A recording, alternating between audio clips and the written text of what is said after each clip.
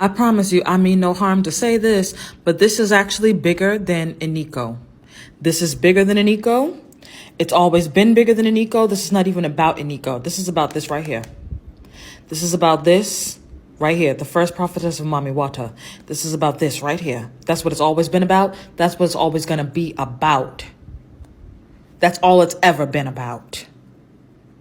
It's always been about this right here. Millions of her people were murdered or enslaved, and millions scattered to the four winds all across the world. The historical evidence shows that it was these groups and not the Christians who were the actual ones persecuted and finally enslaved. The New Testament is actually a historical chronicle of the final destruction of all remnants of the African matriarchal authority, books that were politically and not divinely inspired. Which is why the Levitical Jews, enemies of the Roman Church, refuse to recognize them as authentic. Because the Sibyls are still being born in the ghettos of America to the shanty villages of Africa, and because it is necessary to place African spirit within its ethnic and cultural milieu, the rightful place of African women must be restored.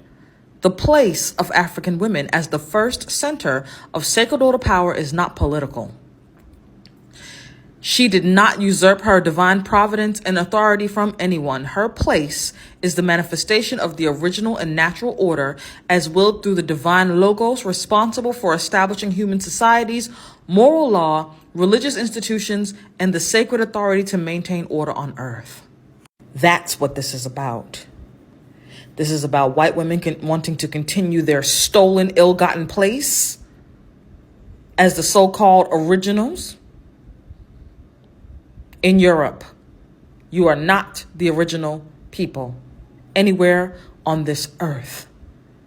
You are not the first cause, and you are not the first teacher. You are not the mothers of civilization. That belongs to her. To her. This is what you and your son has done to her and her descendants. And we're going to call you out every single time.